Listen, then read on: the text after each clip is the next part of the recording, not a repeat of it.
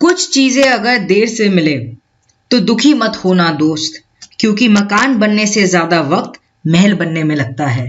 Hi guys, a very warm welcome to Study IAS. This is Tanvi Sharma and I welcome you all to our UPSC Prelims Enrichment Course 2020, जहां पर हम cover कर रहे हैं जितने भी important current affairs हैं from June 2019 to April 2020.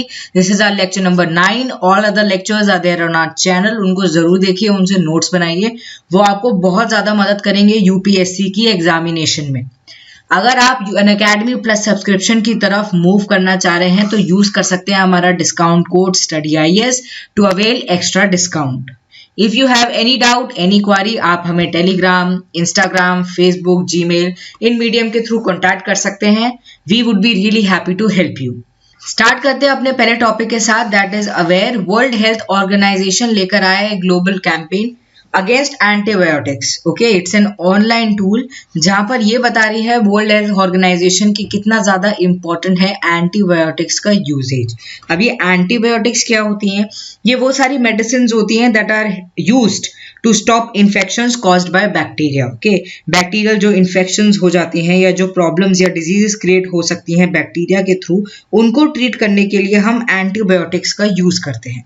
तो वर्ल्ड हेल्थ ऑर्गेनाइजेशन चाहती है कि लोग और भी ज्यादा अवेयर हों एंटीबायोटिक्स को लेकर, और वो ये एक इम्पॉर्टेंट ऑनलाइन टूल लेकर आए हैं जिसका नाम है अवेयर, जिसमें एंटीबायोटिक्स को डिफरेंट कैटेगरीज में डिवाइड किया गया है और कोशिश करी जाएगी कि उनकी यूजेज को बढ़ाया जाए।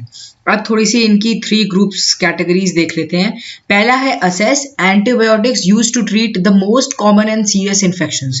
जो बहुत कॉमन और बहुत सीरियस इन्फेक्शंस होते हैं उनके लिए जो एंटीबायोटिक्स यूज करे जाएंगे उनको असेस कैटेगरी में रखा जाएगा। सेकंड है watch, antibiotics available at all times in the health care system. कुछ ऐसे बैक्टीरियल इन्फेक्शंस होती हैं या प्रॉब्लम्स होती हैं जो कि बार बार इंसान को होती रहती हैं। ओके, उनके लिए ये एंटीबायोटिक्स रखी जाएंगी जो कि हमेशा हेल्थ केयर सिस्टम में प्रोवाइडेड होंगी। जैसे नॉर्मल खांसी जुकाम भी हो जाता है कभी कभार, वो भी इस कैटेगरी में आएंगे जो एंटीबायोटिक्स यूज होंगी।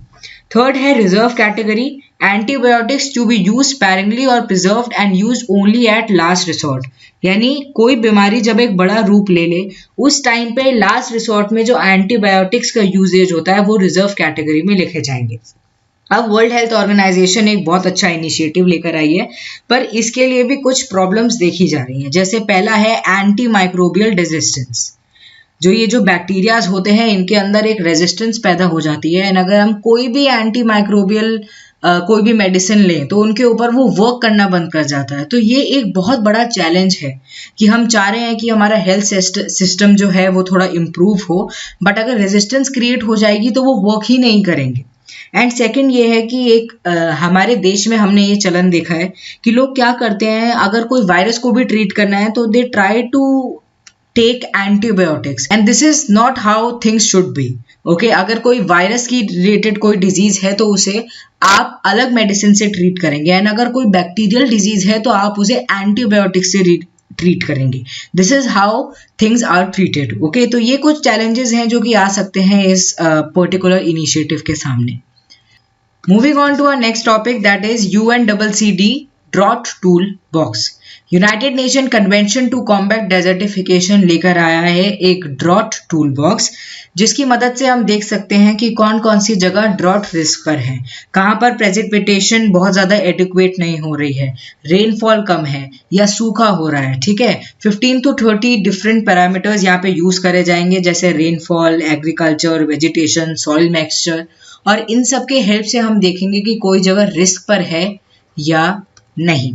Okay, and United nation CCD बहुत सारी ऑर्गेनाइजेशन के साथ वर्क कर रहा है, जैसे WMO, World Meteorological Organization, and FAO, और इनके साथ कोशिश कर रहा है कि ऐसा एक टूल बॉक्स क्रिएट किया जाए।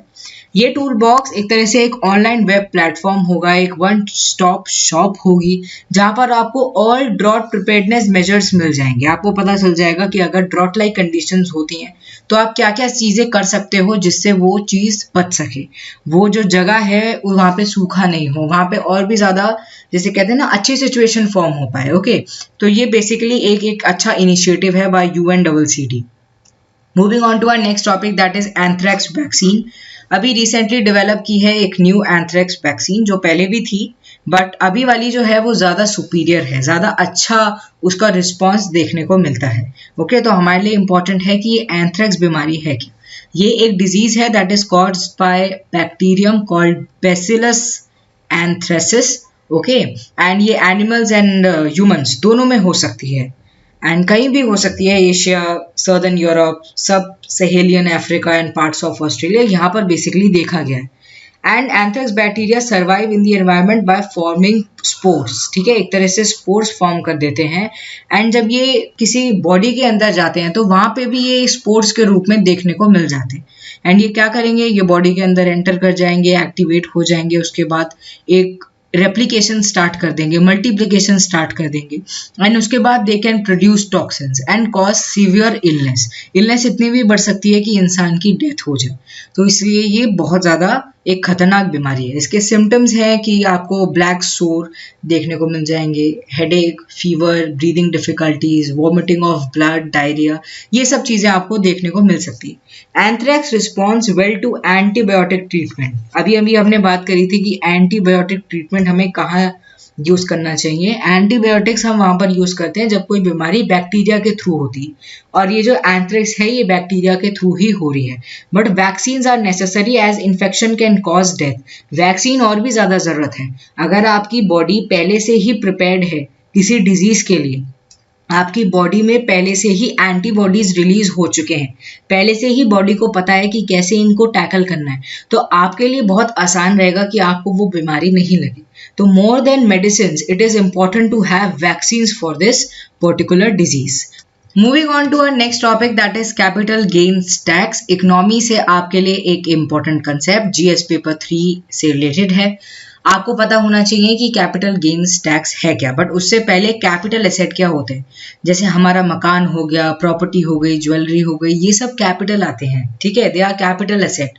तो इनको सेल करने से जो हमें प्रॉफिट या गेन मिलता है उसको हम कैपिटल गेन बोलते हैं। ओके, अब क्या होता है, जिस साल हमने इनका सेल किया है, ओके, उस साल उस पर्टिकुलर अमाउंट पे हमें एक टैक्स देना होता है, that is called as capital gain tax. Capital gain tax be required to be paid for that amount in the year in which the transfer of capital asset take place। ठीक है, जिस particular year में आपने transfer किया है उस capital asset को, उसी पर्टिकुलर ईयर में आपको ये टैक्स देना होता है। This is called as capital gains tax which can be both short term and long term, दोनों बेसिस पर ये हो सकता है। अब long term capital gain tax देख लेते हैं। It is levied on a profit from the sale of asset held for more than a year. अगर आप किसी एसेट को एक साल से ज्यादा रखते हैं अपने पास, तो उसके बाद जो प्रॉफिट आपको मिलेगा उसके ऊपर जो टैक्स लगता है उसको हम long term capital gains tax कहते हैं। उसका रेट होता है जैसे 0%, 15%, 20% depending on the tax bracket. दूसरा है short term capital gains tax. It is applied to asset held for a year, एक ईयर से कम basically, and is tax as a ordinary income. Ordinary income के basis पर उस पर tax लगता है। Okay, now capital gain can be reduced by deducting the capital losses that occur when a taxable asset is sold for less than the original purchase price। अगर आप capital losses को इसमें से हटा देंगे तो कैपिटल गेन्स की जो अमाउंट है वो रिड्यूस हो जाएगी। The total of capital gains minus any capital losses is known as net capital gains. Okay, ये कुछ टर्म्स हैं जो आपको पता होना चाहिए। Tax on capital gains is triggered only when an asset is sold और रियलाइज्ड। ठीक है, तभी लिया जाता है जब आप उस एसेट को पर्टिकुलरली सोल्ड करोगे। ये आपके लिए डेफिनेशन है थोड़ी सी कैपिटल एसेट्स की, कि आप समझ सके कैपिटल एसेट्स में क्या क्या आता है। Land, building, house property, vehicle, patents, trademark, ये भी आते हैं। Okay, lease hold rights, machinery, jewellery, ये सब पार्ट हैं कैपिटल एसेट्स के। ऑपरेशन संकल्प, इंडियन नेवी लेकर आई ये पर्टिकुलर ऑपरेशन जिससे हम इंश्योर कर सकें safety of Indian flag vessels in the region of Strait of Hormuz और between Persian Gulf and Gulf of Oman. Okay, तो ये एक इम्पॉर्टेंट ऑपरेशन था। ये ऑपरेशन हमें देखने को मिला क्योंकि एक यूएस वर्सेस ईरान पूरा चलता रहा 2019 में। ओके, एक हमें प्रॉब्लम्स देखने को मिली दोनों साइड से। 2019 में क्या हुआ कि यूएस ने बहुत सारे सैंक्शंस लगा दिए उन कंट्रीज के ऊपर जो कि ईरान के साथ ट्रेड करते हैं, वेरएज ईरान पे तो सैंक्शंस लगे ही। उसके बाद जो ऑयल टैंकर्स थे उनको सैबोटेज कर दिया गया, डिस्ट्रॉय कर दिया गया इन गल्फ ऑफ ओमान। ठीक है, ऐसे बहुत सारी चीजें होती रही जिनकी वजह से जो टसल है, जो प्रॉब्लम है, वो और भी ज्यादा बढ़ गई। अभी 2020 में क्या हुआ, Qasem Soleimani was killed in a US drone attack in at Baghdad airport. तो ये सब कुछ चीजें हैं जो कि यूएस एंड ईरान के बीच में चल रही हैं। इसी टाइम पर इंडियन नेवी लेकर आई ऑपरेशन संकल्प, जिससे हम सेफ्टी एंड सिक्योरिटी इंश्योर कर सके हमारे वेसल्स की। आपके लिए प्रीलिम पॉइंट ऑफ व्यू से इंपॉर्टेंट है पर्शियन गल्फ के बारे में, गल्फ ऑफ ओमान के बारे में, एज वेल एज ऑपरेशन संकल्प के बारे में। Indian Navy ships Chennai and Sunaina को भी डिप्लॉय किया गया इस पर्टिकुलर एरिया में, जिससे वो सर्विलियंस रख सके। Also information fusion centre Indian Ocean Region भी इस पूरे एरिया पर आए रख रहा है। इस पर्टिकुलर मैप पे आप ध्यान से देखिए, ईरान और सऊदी अरेबिया के बीच में यहाँ पर आता है पर्शियन गल्फ, और यहाँ पर है हमारा गल्फ ऑफ ओमान। इनके बीच में दिख जाएगा आपको one of the busiest strait of the world, जहाँ पे ज्यादातर ट्रेड इसी के थ्रू होता है। This is called as strait of Hormuz. Okay, तो ये चीज आपको पता होना चाहिए। ऑल्सो कौन कौन सी कंट्रीज इनसे बॉर्डर शेयर करती हैं, ये चीज आपको पता होना चाहिए। Talking about the Persian gulf, इसको हम अरेबियन गल्फ भी कहते हैं। ये एक शैलो मार्जिनल सी है of Indian ocean that lies between Arabian Peninsula and south western Iran. Okay, length है इसकी 990 किलोमीटर एंड विड्थ इसकी वेरी करती है। यहाँ पर स्ट्रेट ऑफ हर्मुज के एरिया पर सबसे कम होती है, around 55 kilometre. Okay, and it remain a very traffic area, क्योंकि यहाँ से ज़्यादातर ऑयल टैंकर जाते हैं from countries like Iran, Kuwait, Saudi Arabia, Bahrain, UAE. Okay, तो ये एक इम्पॉर्टेंट ट्रेड रूट है। Then talking about Gulf of Oman, north west arm of Arabian Sea lies between eastern portion of Arabian Peninsula and Iran. Okay, ये है Gulf of Oman and it is 560 kilometre long, connects with Persian Gulf through Strait of Hormuz। तो आपको ये याद रखना है, Persian Gulf, Strait of Hormuz, and then आता है हमारा Gulf of Oman। It offers the only entrance from the Arabian Sea and the Indian Ocean into the Persian Gulf। तो मतलब अगर आपको Persian Gulf के अंदर जाना है through Arabian Sea and Indian Ocean, तो आपको Gulf of Oman का तो आपको यूज करना ही पड़ेगा। Okay, moving on to our next topic, that is Kutiyattam. Kapila Venu recently played a composition called as Parvati Viraham, part of a age-old repertoire of Kutiyattam। Kutiyattam important है, केरला से belong करता है, वहाँ की एक important art है। Jawaharlal Nehru university में हमें अभी रिसेंटली ये कॉम्पोजिशन देखने को मिली जो कि कुटियट्टम पर बेस्ड थी। Now Kutiyattam is one of the oldest traditional theatre form of Kerala. Kutiyattam, Mudiyettu, okay, ये केरला से बिलोंग करते हैं। यहाँ पर कुट्टी का मतलब होता है कंबाइंड एंड अट्टम का मीनिंग होता है एक्टिंग, यानी कंबाइंड एक्टिंग। यहाँ पे जेस्टर्स बहुत ज्यादा मैटर करते हैं। ओके, एक थियोरेटिकल लैंग्वेज, नेत्र अभिनय यानी आई एक्सप्रेशंस बहुत मैटर करते हैं। हस्त अभिनय यानी योर जेस्टर्स, आप अपने हैंड से कैसे जेस्टर्स दिखाते हैं। They focus on thoughts and feeling of the main character. Okay, यहाँ पे फीलिंग्स का भी बहुत बड़ा रोल होता है। It is traditionally performed in the theatres called as koothambalams. Okay, ये कुछ वर्ड्स हैं जो कि आप याद रखना, koothambalams, which are located in the Hindu temples. Okay, Hindu temples में ये हमें थिएटर, ये आर्ट देखने को मिलता है। And it is performed by a community of male actors जिनको हम चाक्यार्स कहते हैं, एंड फीमेल परफॉर्मर्स को हम कहते हैं नन गायर्स।